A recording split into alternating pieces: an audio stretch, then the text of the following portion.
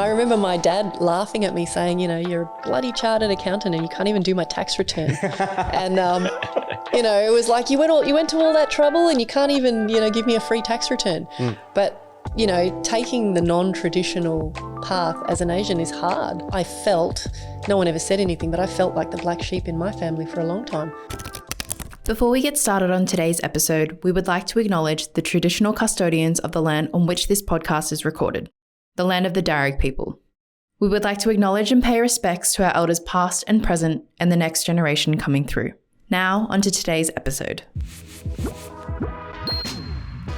We're super excited to share this episode where we're joined by expert guest and our good friend Salena Kulkarni. Salena is a best-selling author, a chartered accountant, a certified property investment advisor, and a wealth strategist. Over the last 12 years, she's run a high-end boutique wealth building service called Inkosi Wealth, where she's helped hundreds of investors build wealth and shave decades off their timeline to hitting financial freedom, using off-market opportunities backed by real property she calls alternative investments. Investments that outperform the market and offer measurable return on investments. Not only is she passionate about helping people achieve financial freedom, she also teaches people about what it means to build real and genuine wealth. Salena also hosts her own podcast called the Alternative Investing Podcast, sharing tactics, strategies, and ideas to help people reach their financial freedom in a fast and safe way. In this episode, we uncover her personal relationship with wealth, how her parents tried to set her up in an arranged marriage, and also her journey in taking the non-traditional path. Welcome to the show, Salena. Money's like a super taboo subject. And particularly, I think we were having breakfast just before this, and we say there's a lot of trauma amongst Asians when it comes to money and wealth as well. So what would you say your relationship is when it comes to money? I think I'd say that it's pretty understandable as to why people have pretty traumatic relationships with money. A lot of people from our generation, because they saw their parents struggle with so little and kind of have to start from scratch and take on menial jobs and, you know, really put themselves through the ringer. And I know in my own case that my dad's illness really affected my perception of money, but I really observed how, you know, I was brought up without any pain around money, if you like. I sort of was aware that there was a shortage of it, but I think I was very mindful as a teenager when I reflected on how it impacted my dad, because he just thought he didn't have very long to live. So he became obsessed with it in a really negative way. He went from really happy-go-lucky to just clearly having a lot of pain around it. And I think I just made the decision, it's really important to work on having a good relationship with money. So how did he get pain from the money? Well, I think I was about 11 or 12 when he was diagnosed with his illness, and he got told you got 6 months. And then during that 6-month block, they created some technology that said, okay, you've got another 6 months. And then it became, well, maybe you've got another year. And so he kept living his life as if he only had these little... Yeah, this expiry date every time. And, you know, Mum was not formally educated. He was the educated one in our family. And so he was the main breadwinner. And if he wasn't going to be around, I mean, these were back in the days, there was no safety net. There was no pension or whatever. And being migrants, no family, no extended family to rely on. So his pain was really around, how the hell are my wife and kids going to survive if I'm not around? That was all he worried about. And why did he think that way, apart from obviously the sickness? Because it was in another country, there was no one here? Is that? Yeah, I mean, you know, I think he worried about financially just surviving. I think at the time, Mum was working part-time in supermarkets and, you know, just doing very menial work, night jobs. My parents tag teamed a lot. So my dad would work during the day, high five with Mum. She would go to work overnight. Oh, wow. Tag team with Dad. So it was hard. Yeah. But it was brutal. Just, you know, how do we just try and bring in as much money as possible while I'm still around? But that sounds like a migrant thing amongst a lot of families. I don't know about Davey's parents, but my parents were like that. Yeah. But then you guys are actually, well, your family, you weren't born here. So you migrated here from the UK? From the UK, yeah. So you were born in the UK? I was born in the UK. Okay, and then what age did you come to Australia? I think I was just before my 10th birthday. Oh, so you were 10 at the time Yep. when you came over. And Yep. you guys migrated straight to Canberra, which is where you are now? No, we went to Lithgow. Oh, wow. you're like regional. Regional, yeah. So my dad was a highly educated engineer, but had been unemployed for more than 6 months in the UK. It was a really tough time, the Thatcher years. I don't know if you know much about Margaret Thatcher. Yeah. And came here as a double degree holder, unemployed, and got a job with Defence doing ship design in Lithgow. So Yeah. And then how long were you there for? 2 years, yeah. And then came to Canberra And after? then came to Canberra. But during that time was when he was diagnosed with his condition. And so the Canberra move was kind of like, okay, well, maybe there's better job prospects there. And so he transferred with Defence as well. You know what I find very interesting? The different perspectives of the two generations. So like I was listening to Vin Jiang. He was saying on his social media that the best gift you can give your children is to live a very satisfied life. Yep. That's what he said. And then like you see the opposite of our parents. It's like the best gift you can give your children is the education and the financial backing. Yep. It's completely opposite. But you can understand why they felt that way. Yes, of course, 100%. But why? Yeah. Why? Because they had to scrounge and fight for survival. Yeah. And in a lot of Asian communities, education is the way to leverage or, ratchet up into that next level of, status and wealth. It is the pathway.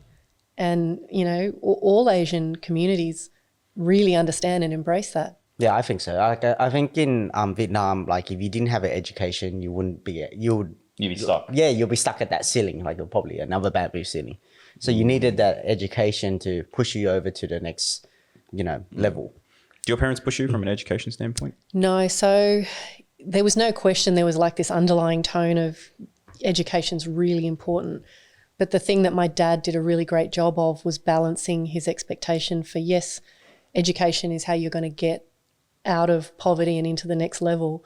But he was also, because he thought he wasn't going to be around, both my sister and I were very much encouraged to be independent and more westernized in our thinking. And I remember when we were kids, like we almost had a bit of a, I wouldn't say rebellious reputation, but I think there were a lot of people within the Indian community anyway that probably didn't agree with some of my parents' decisions around some of the extracurricular activity. Like we did dance, and my dad was really keen that we be very independent minded.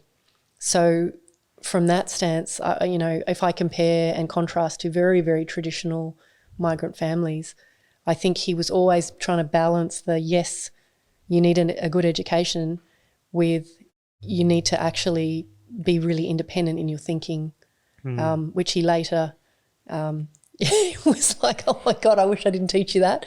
Like what? Not necessarily agreeing for the sake of agreeing and being able to stand up and say, no, Dad, no, I'm not going to marry that person. Did he really push for because obviously a lot of Indian families went through like arranged marriage and that sort of stuff. They pushed that or? No, they didn't push it at all. And they were very happy with whoever. Yeah. My sister and I both married non-Indians. But I would say when I came back from the UK after working or traveling all over the world, I think I was about 27 at that point, and he was just like, you're not getting any younger?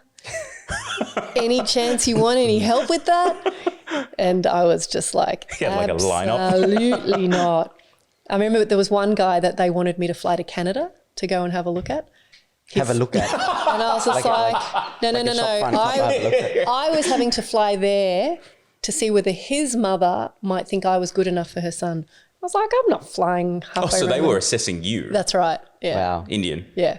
Wow. And Were I they don't like know. from a really wealthy family or a high status or something like that? Well, he was a neurosurgeon. That's all I know. Oh, wow. Okay, so that I was makes like, sense. Yeah. No, I'm not going. Wow. So then what was school like primary and high school?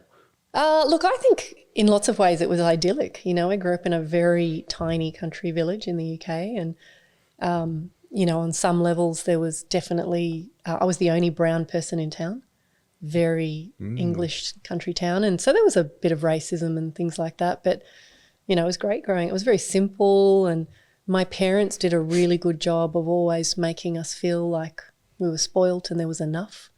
Even though I know it was really tough. My dad would go away for 6 weeks at a time. for work and then come back. And yeah, so it was great. I love that. I mean, that younger phase was good. High school was a bit tougher. But yeah, I think I was just so painfully shy, and I just didn't know how to, stand up for myself. But I was very sporty, and that's a terrible combination, to be nerdy and sporty as a girl. Really? That's not a good combination. What, like tomboyish? Yeah, very tomboyish. All right. In terms of high school and then moving into university, what degree did you do and where did you do it? So I was at ANU and I did commerce economics, and I did it because I didn't really know what I wanted to do. So I thought It's the Asian degree. Yeah, that's right. I'll do this. You'll make parents proud. Yep. Yeah, that's right. University for me was really the coming of age. It didn't happen in high school. I was very much a late bloomer. But I met some friends at uni who kind of really showed me a different way of experiencing life and why being yourself matters. And so that was really, the start of a long time passion on getting to know myself and self-development and all sorts of things. Was that how wealth sort of tied in together and all that sort of stuff, or when did that come into play? Look, I think, as I said, like with my dad's illness, because of how he was around money, I guess it was more subconscious at that point, but I was very determined to have a good relationship with money. And so I definitely had an interest in it, but it was very much a background thing. But going into, say, for example, Deloitte, you get to spend a lot of time with some really high net worth individuals and see that they had a lot of financial pain around money. So for me, the game of investing and the exploration of money was actually more curiosity. I had exposure to, plenty of people with no money. I knew a lot of people with no money. And then to meet all these people with a lot of money and to still see that there was a pretty poor relationship with money, I found that fascinating. So I was more just really interested in, well, how does money influence people and how do they make decisions about it? And I think I was really innocent. To some degree, one of my real strengths is I'm very good at forgetting things that aren't great and focusing on what's great. And so I think when it came to money, it was really kind of like, okay, observing those kind of things didn't work for people. So what did work? And so it was really, for me, it was more fun. Like, I was an accountant, but I recognise accountants and wealth don't necessarily go hand in hand. Just because you know your way around numbers doesn't mean you can build wealth easily, I guess. Oh, they're completely different disciplines. Yeah. Yeah, 100%. Yeah. In terms of, I guess, your first investment, Yep. what was that? First investment? First, yeah. I think I bought some shares that my clarinet teacher told me to buy when I was about 13 that did That's all right. where you get great financial advice from, your clarinet teacher. This is how little charge money had for me. When I was a teenager and I started waitressing when I was 15, I just used to take whatever money I got and give it to my mum. I was like, I don't need it. Money didn't kind of mean anything to you. It didn't mean, I saw my parents were struggling and I thought I was being helpful. But mum used to just set it aside for us and then she gave it back It's later. like a Dolomite. Well, bank no, account. I don't even know. I don't even think she did that. But I know when I went to the UK and I was earning really good money as a chartered accountant and I was sending home like £10,000 at a time because I really wanted to help my parents pay their mortgage off before I came home. And when I came home, Mum had just bought shares with them and gave it all back to me. That's So, nice. Yeah, it was But just sort did of you funny. feel like there was a lot of pressure doing that, like transferring money over and living in UK overseas, paying for rent? Oh, no. I was earning squillions. It was You great. living the life, were you? I was living the single life, weekends in Europe. And, it was funny because I went to the UK, qualified as an accountant, and my hourly rate was insane. And I had the same friends who maybe were a couple of years behind who hadn't qualified, who went over working in pubs for £3.50 an hour. Oh, wow. And, it was they still had fun, but Had to watch. it's a different experience, isn't it? Yeah. Yeah. Wow. So, And don't get me wrong, that was the peak of my earnings career and it all came down when I came back to well, Australia. I was going to ask, I said, because I remember, you say this all the time when we have conversations, you're like, I never earned a really crazy high income, but you were No. really good at amplifying every dollar that you had. So coming back from working overseas where I was earning good money, I just assumed it would be the same when I did come back to Australia. So it was kind of a rude shock when I came back and I went, oh, actually people don't pay that well here. So I think my highest corporate salary was $80,000. I think that was when the kind of connection between, okay, I've actually got to do something meaningful at this point, because I think I wasted a lot of money living in London. And how much were you making in London? Oh, Like double that? Or? Yeah, maybe 3 times that. Whoa. Wow. Okay. Yeah. In That's a big pounds difference. or Australian dollars? The equivalent. The equivalent, okay. money. So you're But I blew most of it. yeah. Yeah. What'd you blow it on? Partying. Weekends in Europe. Weekends in Europe. And- I cultivated a group of friends who were probably in a similar boat to me, who had champagne taste. This is where the mindfulness comes in. It's just easy to tag along and just, drop 150 pounds per night at a restaurant just because it's the new thing. Because my brother did very similar pathway where he went over UK, and he used to spend a lot of money on food and experiences, and now he lives a very frugal life. He's completely opposite now. 10 years into the future, he's 10 years now past, and he's completely the opposite of what he used to be. I think maybe it's a rite of passage. You just Maybe you have to get it out of your system. You just got to, That's what I'm thinking. you know what I mean? Blow the money and realize, it's not that great. And then, then go, Yeah. okay. Do you regret it ever, or no? The experience no, means a not lot. at all. I just, you just shrug and go, that was a bit dumb, wasn't it? If only you'd started buying houses back then. Yeah, but if you didn't experience it, then you wouldn't know, right? You wouldn't know that you I mean, if you were going to look for the lesson, I think you realise that spending more doesn't bring you more happiness, for sure. But if you save completely and be frugal from the start, Yeah. you might be a different person. You might Well, I would say you wouldn't, I don't think you'd be happier even with that. I feel like there's a balance, right? Totally, it's not, yeah. you can't be ultra tight ass. No, or just 100%, be, yeah. spending every dollar that you've got. It's I think it's somewhere in the all middle. mindfulness, isn't it? So, there are things that I value that I will spend a lot of money on. But outside of that, I might be relatively frugal. And so it's about, I think what I wasn't doing in my early 20s was being mindful about whether I actually valued the things that I was spending the money on. And that's probably the only thing I just go, that was a bit silly. But then again, my attitude to money is it's only money, True. Well, It's energy, it comes, it goes. For sure. I mean, you talk about what true financial freedom is. I mean, I have my own thoughts on it, and we talk about it all the time. But if you were to explain how you would define financial freedom, what would it be? So I think financial freedom is a definition that's very unique to everyone. So there's no right or wrong. But when I'm working with people, I think if you ask people, what does your dream life look like? What does financial freedom mean to you? Where they start is they talk about, on Mondays I'd play golf, and then on Tuesdays I'd watch Netflix. And it's a description of a life. Whereas I think to define financial freedom is very, I like it to be like a formula, A plus B plus C. And I like the idea of when these 3 conditions are present, then that's financial freedom. But there's lots of people who have different flavors of the same kind of thing. It could be when I have no mortgage, when I've got X dollars coming in passive income, and when my children are through school, then that is my definition of whatever it is for you. But I think ultimately financial freedom is that ability to get up in the morning and choose how you're going to spend your day. And you can't do that if you have a rope around your neck and you've got to get up and you've got to earn the income, whether you love what you do or not. So it's choice, basically. It's the freedom to choose. Yeah. Yep.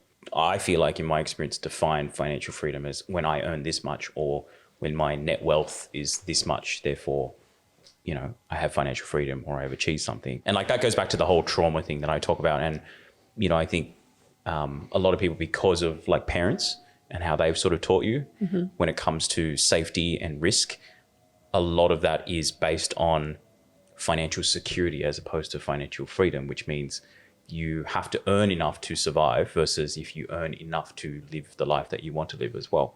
Yeah, I definitely think a lot of Asian families are operating from a space of scarcity. And that is something that I've been really careful about in terms of cultivating values, is never, ever operating from a place of scarcity in as many ways as you can. But yeah, just really being very mindful because it creeps in, it creeps in from time to time. You got to nip that in the bud. The minute you notice that you're operating from a place of pain or scarcity, it's kind of like having sand in your shoe. My yoga teacher used to say, whenever you have friction in a relationship with someone, whenever you feel any kind of something, it's like having sand in your shoe and you want to stop and like look at it and say, why have I got sand in my shoe? It's weird because like I would say that I'm one of those guys that like, operate in through pain and guilt, like because the reason, and you probably know, you can tell, and Cam probably can tell, like because of my life, of what I had to go through and how I had to support the family. You also talk about it a lot. Yeah, and I talk about it a lot. And I, for some weird reason, think of it as a gift at times. And I know it's painful sometimes and it really hits me really hard. Sometimes, like, I don't cry myself to sleep, but like I feel really shitty. Like I just feel absolutely crap. But then there are times where I look back. Sometimes I'm sitting in the office at 9 p.m. and I'm like, wow, like I've created something so amazing that I don't think I could have created if I didn't have those hard parts, or the parts where I had to feel like it's make or break. If I didn't have that feeling, I wouldn't have pushed myself this far. Totally. And you know what, Davey, what I would say to you is pain is a great motivator. Exactly. But at some point, if it starts to impinge the way that you have, you enjoy your life and, you're going to put those values onto your kids and that's when you got to start thinking about how healthy is it? Is it the relationship you want to have with money? Yeah, 100%. And if you knew you were going to achieve those goals, regardless of how you felt, would you kind of let go a bit? Yeah. So that's the part where I'm at that point now where I'm thinking, all right, well, I've got to a point where I'm pretty happy. Should I slow it down or change my way of thinking now, where it's like, it's not about pain and suffering, or it's not about like guilty.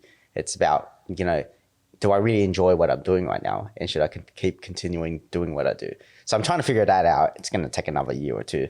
And I'm also trying to change my perspective of just life overall. Like, it's like, shouldn't just be about work, which for some weird reason, the last 5 years, it's just been like, let's just think about work completely. And, but you also enjoy it. Yeah, I do. Yeah. That's the thing. Like but I get what Selena's saying, where it's like, pain's good, but too much pain, or when it gets to a point where it's so negative and impacts other parts of your life, like your relationship, your family and your social type of environment, it's probably not good for you. And I haven't got to that point, but I do see the negative side of it. I have some friends sometimes saying to me, hey, Davey, you got to take it easy, stop working so hard, hang out with us.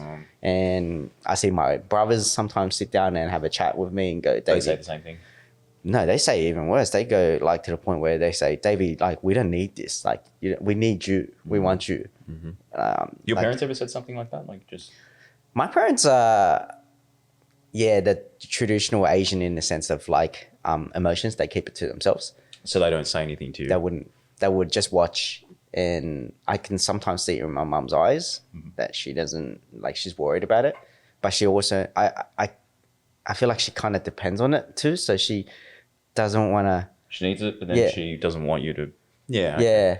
So she doesn't say anything. I can just, for some reason, I can read my parents pretty well because I've known them my whole life, but they don't really say anything to me. Or maybe I think guilt is an emotion that a lot of Asians experience in different ways, whether it's money or relationships or expectation or status or career. And, I think I've intuitively known this, but my husband, John, has articulated it very clearly many times, and he's been a great supporter of mine, is guilt is a very wasted emotion. And again, you just want to notice when you feel it so that you can just say stop. And, our nature will pull us back to feeling guilty, but doesn't mean you can't work on it in yourself. Inkosi Wealth, right? Like, which is your program. Like, how do you actually help people? Like, if you were to just walk through, for people who don't know, I mean, we know, but how do you actually help people? And who do you work with actually in terms of the program? So Inkosi Wealth was born out of an observation that a lot of people want to build wealth, and most of the traditional investment advice out there is go and accumulate as much as possible. Use leverage, ratchet up your net worth. And eventually one day, after maybe 45 years, you'll have enough money to create some kind of financial freedom. And I remember my own experience was in 2009. John and I had been redlining and hustling, and we'd built quite a large property portfolio, and we had a fabulous net worth on paper. But I started to do projections on, well, where are we compared to where we want to be? Because my husband, you know, he's a chiro, he was using his wrists were starting to get sore, you know, he was just starting to show signs of wear and tear. So when I started, all I wanted to do was work out, well, how could we just pay a few bills and give him some freedom to just step out of his business a little? That was really where it started. And, you know, I did share trading, options trading, everything that I could get my hands on.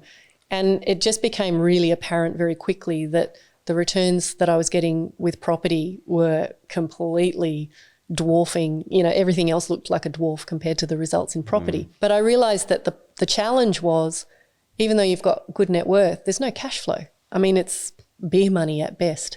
In Australia. In Australia.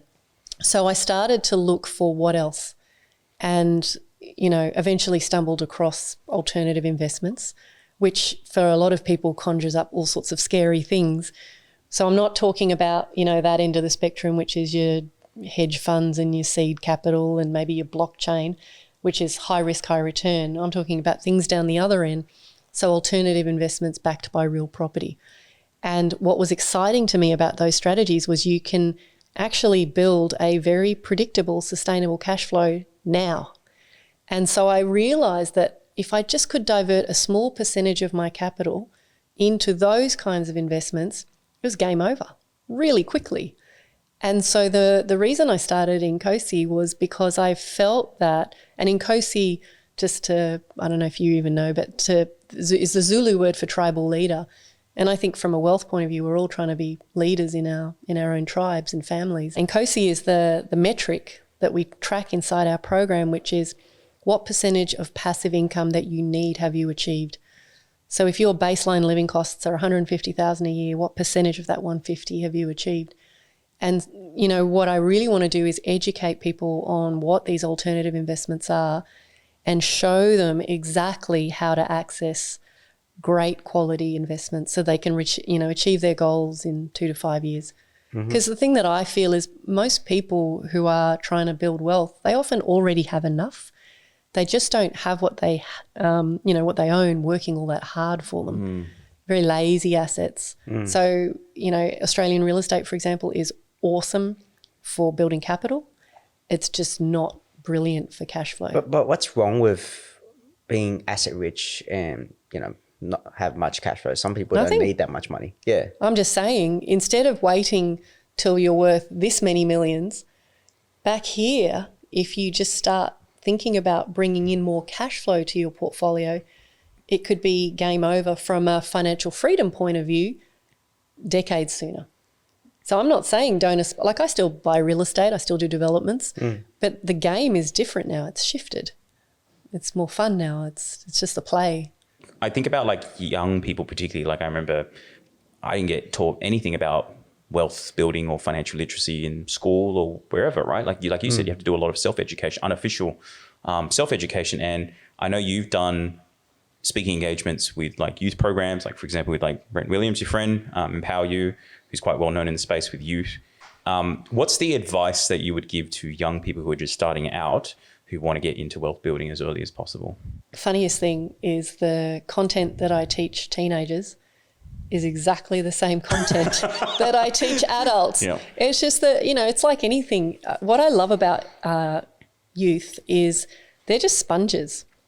And funnily enough, in spite of all the bad flack that young people get about the way that they think about money and instant gratification, paired with that is a real hunger for wanting to learn this stuff so that they don't have to work as hard as the generation that came before them, because that doesn't necessarily align with the values that millennials have.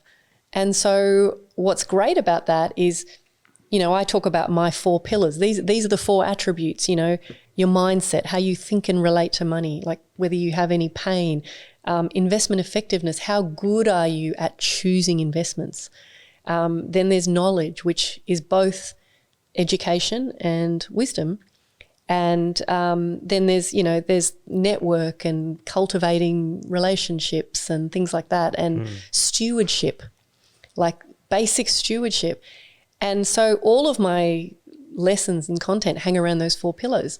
And often as adults, even those who, business owners with high incomes who've maybe been reasonably good at accumulating investments, they usually have a few blind spots.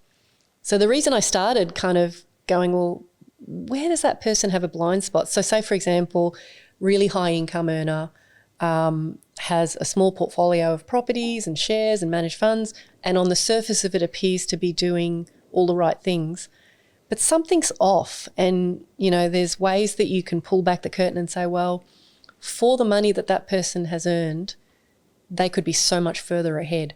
But they have this one blind spot in that they're not good at picking investments. Their me. criteria for choosing investments. So I think what I enjoy is helping people look holistically at their wealth and identify, where are your blind spots in the way that you think or take action, and helping them fix that blind spot. This episode is produced and brought to you by Social Wave. Social Wave is a strategic content marketing agency helping businesses grow revenue using video, podcasts, and SEO. Head on over to socialwave.com.au to find out more. Now back to the show. I got this friend that I regularly play basketball with. He will know if he listens to this podcast, but basically he's at a high income and he works for a very well-known business, and he makes over 200K. And he's got 2 kids. He's got a wife that works as well part-time, and he says he's stuck. He's completely stuck because he feels like every dollar that he makes now is going to get taxed at 50%. So what's the point of working so hard now? So if I go and ask for a pay rise, I'm going to lose 50% of it. So there's not really a point of me to work that hard anymore and ask for that pay rise. And that's where he kind of, and the problem with him is that he's kind of like asset rich now, but he's at the mercy of the banks. He can't borrow anymore. He can't do anything. And he's stuck in this type of limbo in his life that he can't grow anymore. And it's because of what society has pushed onto him. He can't borrow anymore. He can't make any more income because he's going to get taxed at 50%, and he can't shuffle any income to his wife or his partner, even though she's a low income earner.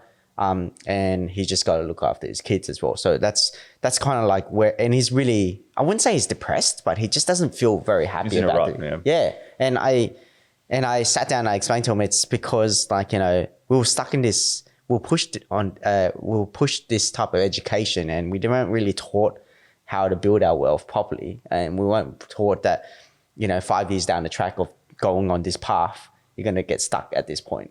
And it's so sad. I said, for me, I was completely opposite of you. I invested in nothing. And the only thing I invested was, how do I make more money and take a bit more risk in my business?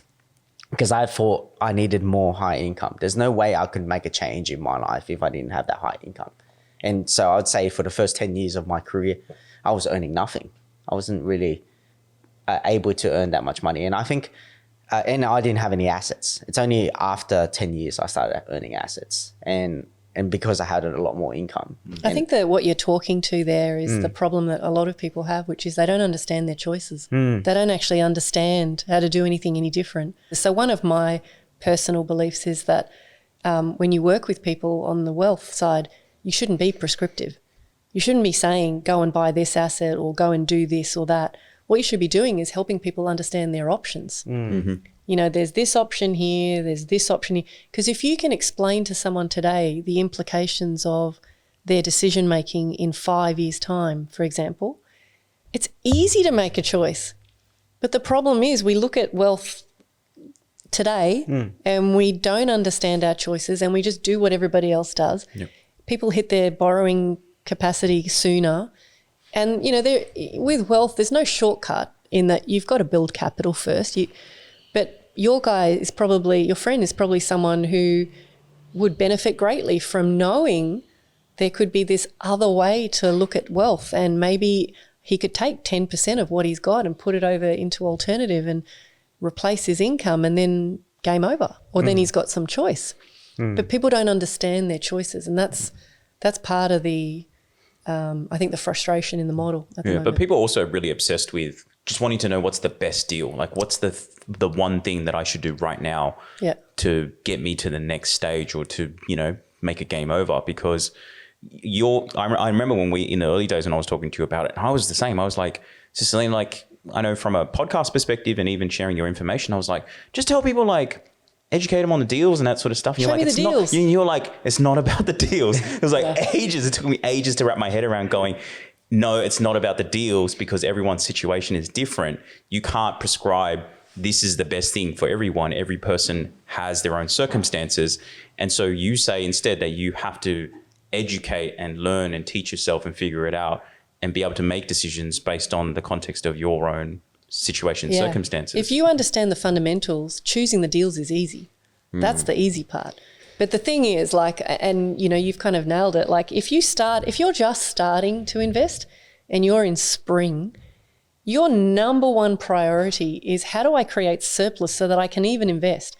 The thing that I think really upsets me about younger people is that they feel that where they are, the gap between where they are and where they want to be is so huge that it's not even worth trying.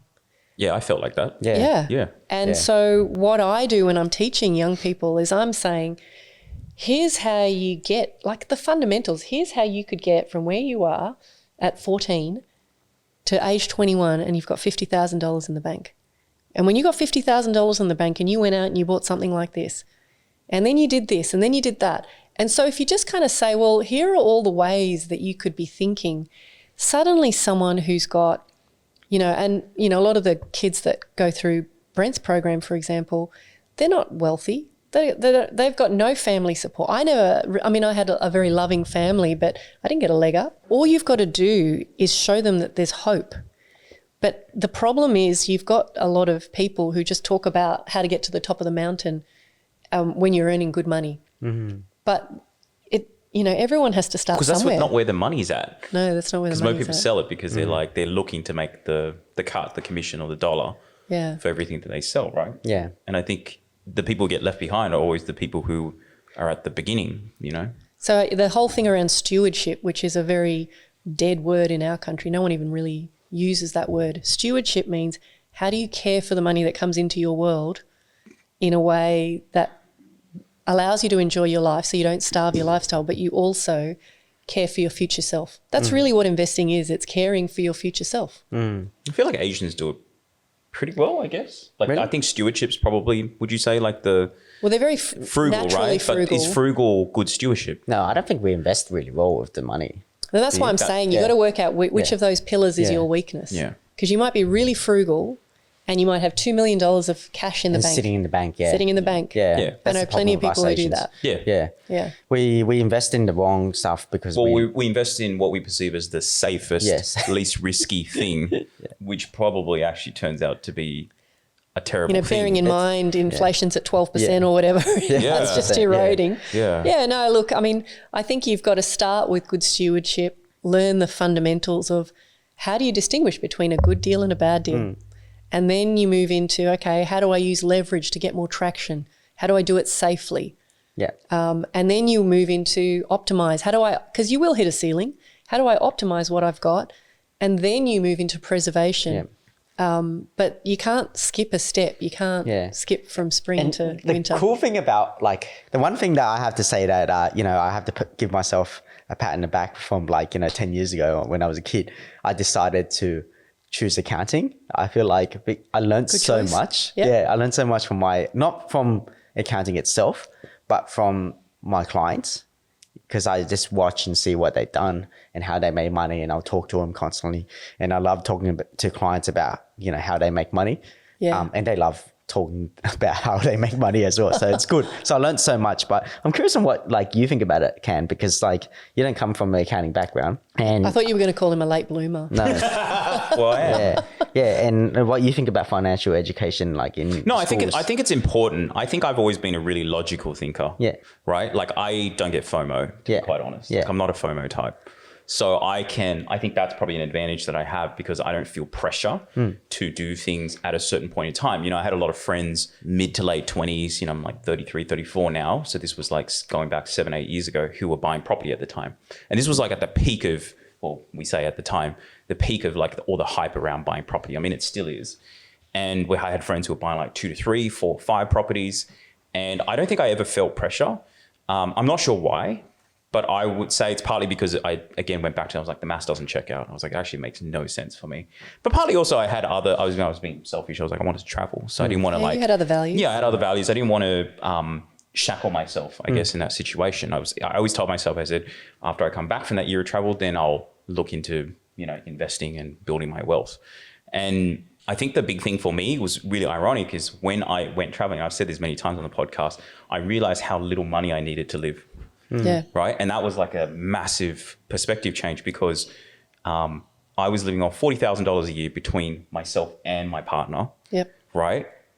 Working 10 hours, 15 hours a week. Flying business class everywhere. Well, that's you know, points is a different thing. But that was for me, that was a complete game changer in terms of my whole perspective. Because I think the problem people have is they think they need a lot of money to live, to be happy, but you actually don't. Because I made the least amount of money in my life and I was the happiest I ever was.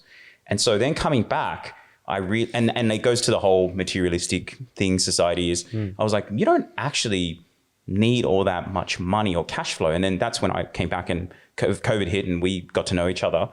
And you and I were basically speaking the same language, just coming from different pathways and perspectives. And I was like, well, for me to live in, say, Australia, I did the maths. I was working out. I was like, I'd need like $70,000, $80,000 a year, you know, to live really comfortably. And that's the thing. People don't understand this. So when I say to people, how much passive income do you need? And they say, I need $1 million. And then I say to them, how much does it cost you right now to cover the cost of your life? And they say, 100,000. And I say, well, how about we set that as the baseline goal? And then, everything else after that is cream. Yep. Because the bottom line is if you can bring in enough money that all your living expenses are paid and you don't have to get up out of bed in the morning if you don't feel like it, that's my definition of game over. When I say game over, you know, and I want to be really clear, I'm not suggesting retirement. You know, financial freedom. R is a dirty word just for a lot of waking up people. and getting introduced. But just if you had 100,000 to come in every year that just you didn't have to get up out of bed for, that's life-altering wealth. Yeah. Like I know you got to say something, but the last thing I'll say to that is that the crazy thing was I had all this savings saved up when I was traveling. I had like $70,000 sit in the bank account and I never had to dig into my savings. I was making enough to cover my lifestyle at the time. And I remember talking to Iris at the time and I said, we could do this forever. I could travel for the rest of my life on $40,000 a year. And we never felt like we had anything less. I never thought we had to sacrifice. We were having the time of our lives. But that goes to show it's like most people live in a bubble, you know, and they see their friends and their family and the people around them live the lifestyle they live. And particularly people who are earning good money are the worst because you talk about it, it's like they have lifestyle creep. So you earn more, you spend more. You earn more, you spend more. Yeah, totally. And so the one thing that I had to catch myself doing was you can have lifestyle creep, but you want to be very conscious of that. And so even little things like coming back, we still don't have a TV. Like we were like, we need TV. I barely watch TV, you know, like I'm using my phone most of the time. I'm on the computer. We bought a projector that cost us like $200 and it gives us the same experience. And so not saying that a TV is bad, but I think the idea is like to think about these things. And so I think that's probably the one thing that really changed my whole opinion on wealth. Because prior to that, I think I didn't really do the maths. I thought I needed a lot of money. It was this, like you said, this long thing that like this big thing you had to work towards, and people get a lot of overwhelmed. They're like, oh, stuff it. Like I can't be bothered, right? Whereas I ended up experiencing it by accident, so to speak. But you're a digital nomad. Like it's so different for like a normal person that's living in. Well, that goes to the whole Asian issue, which is we're all like really risk averse, and we all go through the conventional. You are not like other people. Yeah, like you've made a really bold decision that is not typically all that Asian, to be honest. And you know what? I've done the same. I remember my dad laughing at me saying, you know, you're a bloody chartered accountant and you can't even do my tax return. And, you know, it was like you went to all that trouble and you can't even, you know, give me a free tax return. But, you know, taking the non-traditional path as an Asian is hard. I felt, no one ever said anything, but I felt like the black sheep in my family for a long time because they couldn't understand why I didn't stay in industry, become either an accounting firm partner or start my own firm, or like some of my peers are now executives at Wesfarmers and running SAP, and they're like such dear friends to me, and they earn way more money than I've ever earned.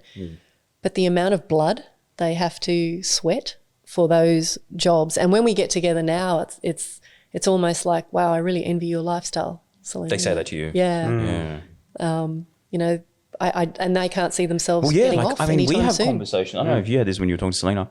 You were like, I never work on Fridays.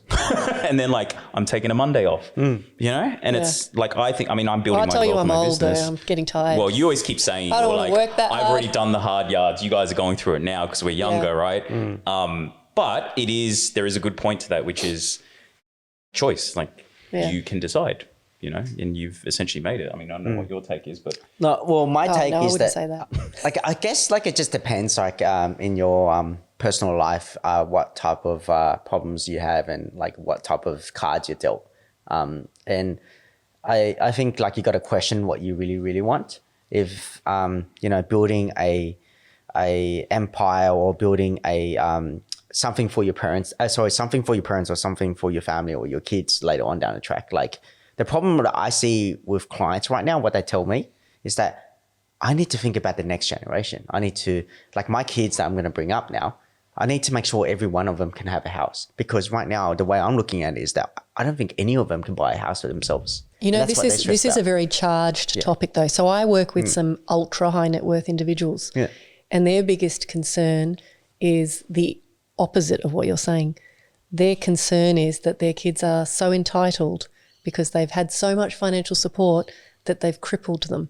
And the running story is that, you know, the parents make the money, the kids blow it up, and then the next generation has to start again. So when you talk to very, very high net worth individuals, their concerns, obviously they can buy houses for their kids and do all of that. Yeah. But their concern is the opposite. And the new trend that I'm witnessing, and when I help people come up with their investment family charters and things like that, so that there's rules about how kids participate in the wealth. Because if you rob your child of a lesson around money because you just gave it to them, that creates a whole nother set of problems. I don't agree with it at all. And I always tell my clients, like, you shouldn't really do that to them, because look what I got, and look what what came out of it.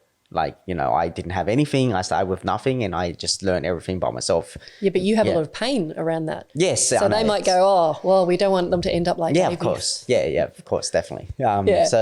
But no, It's a tough one, It's a because you tough want one, to you want to give your kids a bit of support so that they can, you know, not have to go through as much pain. But you want them to value. But you want them earning to money. learn, So when you talk to families who are intergenerational wealth, their approach to how they're going to support their kids is really different. They're much more creative about what the rules are for a child to be allowed to participate in the family's wealth. And the general, and there's so many different ways people do it, but the general idea is, you know, we're here to support you, but not fuel your lifestyle. You know, the family wealth is for you there to fall back on. But I've seen there's so many permutations of conditions, and you've got to have some financial literacy, and, you know, you need to make your own way in the world. And then once you're established, then we can do things together. Like, there's so many different ways of doing it. But I remember. it's interesting. Remember when I was a kid, this is very vivid. I was like, all my friends had some sort of video game console. It was like Nintendo 64, PlayStation when it first came out. And I'd go over to friends' places and I'd play it, but we never had one at home. And I remember one time I really mustered up the courage. I asked my mom, can we buy a PlayStation? And her response was, go buy it. She was like, go get your money out and go buy it. And I had no money. You know, I was like 7. The reason why I bring that up is the way you're parented is really important. Yeah. Like, we talked about this at breakfast before this, is that my parents taught me the value of having to earn your money and not to be given it. Like, they could buy the PlayStation for me, but they were like, no, you have to earn it. And the same thing throughout, I feel like throughout my, you know, even schooling times, it was like, I went and, parents had multiple businesses, so I'd go and get involved, and they would pay me minimum wage, right? Like and this is like probably Asian family slave labor, like that's a whole different topic. But certainly I think what it taught, and I think it gave me a lot of drive to earn money later down in my sort of career and that sort of stuff as well. But it did teach me hard work. Like it taught me that nothing comes for free. You're not entitled to this sort of stuff, even if it's from the family. And it's funny because like now I catch up with my parents. Like I sit down and I have dinner with them, and my dad's like the godfather at the end of the table, and he's like, do you need money? And he like asked me literally now, he's like, and it's really funny. And then now like I'm earning good money, I literally tell him, I was like, I don't need money. I've never borrowed a cent from my parents from the day that I was working, which was like 16 to now.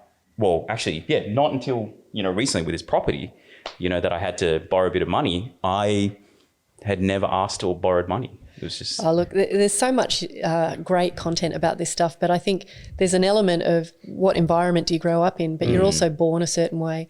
I know with my 2 kids, one of them can't spend money fast enough. It burns a hole in his pocket.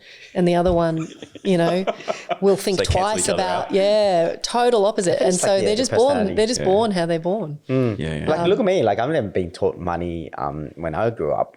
I just didn't have any, that's all. Like, I remember mum and dad used to give me like, I think it was $5 when I first started off, and then $10 allowance, and then $20 allowance. And my allowance was all the way up to You had an allowance. I didn't even have an allowance. $20 allowance. That was not even enough to do anything with it. I had nothing. That sounds like quite a lot. $20? Well, $20 would probably, back in the day at school, would get you like a lunch each day. No, not at that time. No? No, not at the time. Lunch used to be like $3 or $4. You can get a pie. I give my kids about $8 for lunch occasionally. Like $8? Like I literally didn't eat. I starved because I needed that money. I saved the money to do other stuff with it. What'd you do with it? Embarrassing, but I bought my crush's presents. That was so stupid, but that's what I did with it. So I saved it up to always take my, my girlfriend out to movies or something like that. And that's it. My money's all blown. So I don't know. And then I, for some weird reason, had a really good, I don't know. I felt like I looked at money differently, but I think maybe it's because of my brothers. My brothers may have taught me how to, manage my money well.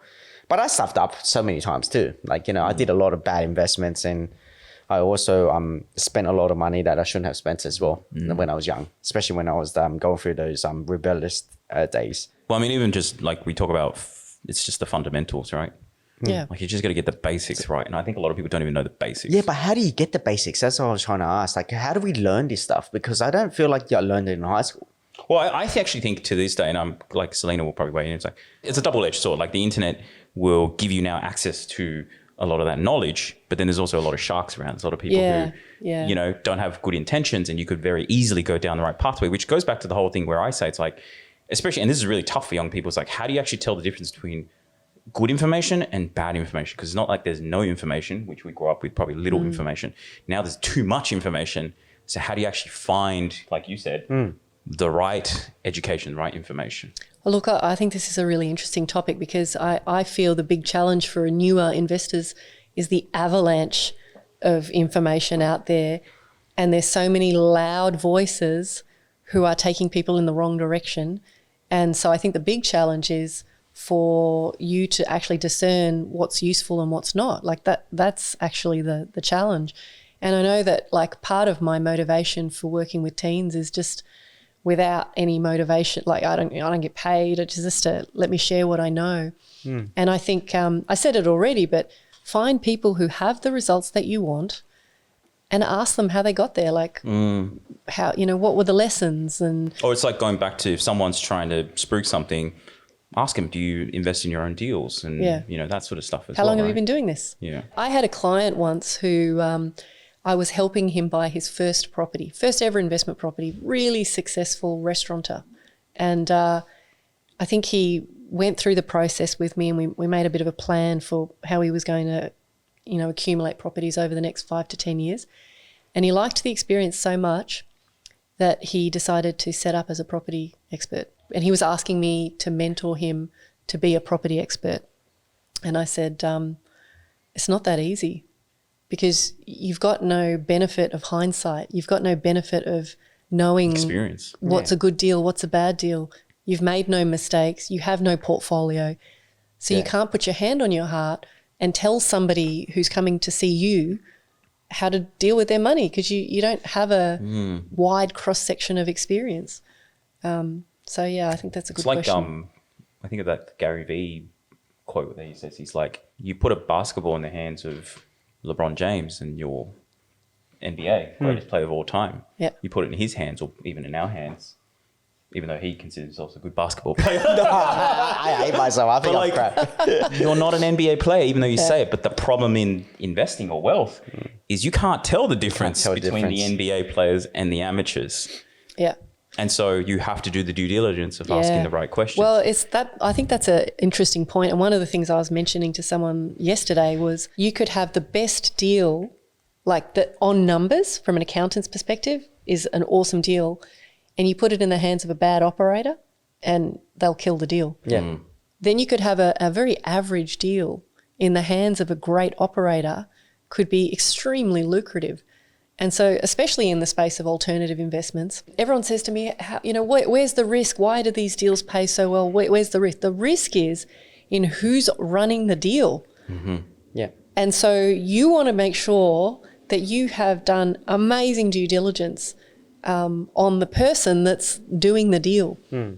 Because, as you said, I mean, it's a great metaphor, actually. Yeah, for me, like, the best thing you could do for yourself, like, and look, this is not financial advice or anything, is to, like, just not go all in the investments, like, diverse your investments, because, like, like a problem with in our generation is that we just chuck everything in. Like, well, you look at crypto. Yeah, and that's the scary part. Like, I watched this meme, for example, this video where someone goes and puts a snack under a table or something, or what it is, and then it would spit out 2 snacks. And then so he goes and puts his wallet in and then spits out more money. And then he goes and grabs everything, everything he has, and chucks it all in. And they slam the door shut on him, which is kind of like what happens, I feel like. Like because you're going to make mistakes, I feel like. And you know what that is, though? Yeah. I think that's more that people want to get rich quick. Yeah. Yeah, it's a lack of patience. Yes. Yeah.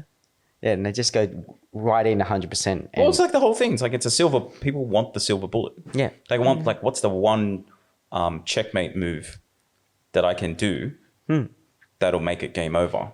Or they feel like they're never going to make a mistake. That's the thing too. Like, I feel like a lot of them just go and invest their money in thinking they're never going to make a mistake. I actually think it's probably what Salena talks about. Yeah. It's like, you actually don't even know what you're getting yourself into. Yeah. Because if you knew, then you would know the risks. And if you knew the risks, but you still can make a mistake. Of course, but you heavily reduce your probability by, I don't know, what do you think? Like, well, I think the questions that should be asked are often not asked up front. But, if I think about the cost of my education, there's the stuff that I've paid to be part of, like to learn, and then there's the mistakes. And that's all cost. And nobody, sometimes you can look at someone and say, wow, they're doing really well. They're so successful. But you haven't asked them, well, what was the cost of your journey? And, people who have done well, like if they've really, I mean, I think my story is a little different because I never had an amazing income to fuel a whole lot of investing. I had to really redline and hustle for a long time. But my education has cost me hundreds of thousands of dollars. Hundreds. Yeah. And that's what I'm trying to go at. Like, education is great. Like, it would definitely minimize the mistakes you make and would help you achieve a good investment.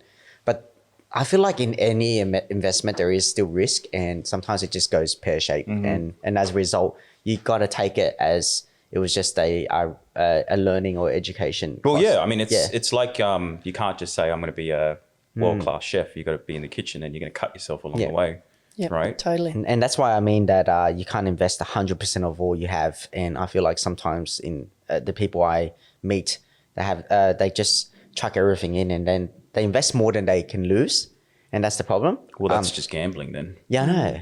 Yeah. And it's so sad because I talk to them and they're embarrassed about it, obviously, as well. So they don't really share until sometimes it's too late to even fix it. So it's a pretty sad situation. So It's not just average people that do that, though. I mean, there's great stories that we've talked about. Very, very, very wealthy people who risk what they need to make what they don't need. They didn't need. They're already financially stable and sorted, and then they just get dollar signs in their eyes.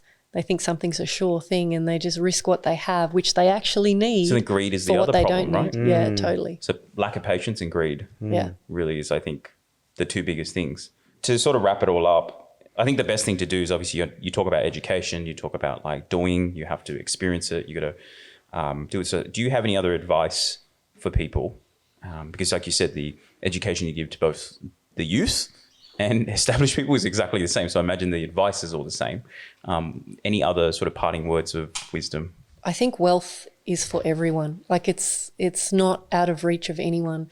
I've seen people come to this country as migrants in the last 3 years, and they just put their nose down and they work really hard.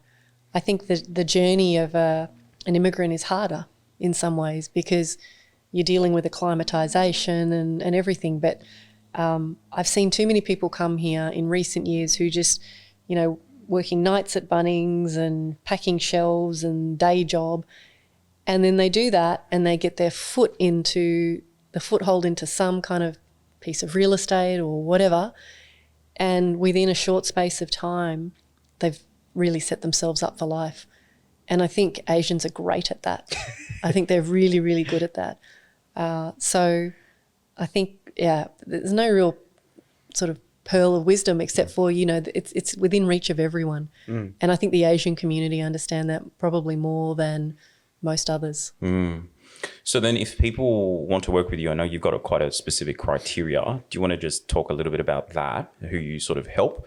And then secondly is how to, if you are that person or you see yourself fall within that category, how do they get in touch with you? So I work with business owners who are already investors of some variety. They've got capital behind them and they just want their capital to work a little harder for them through alternative investments and building that cash flow.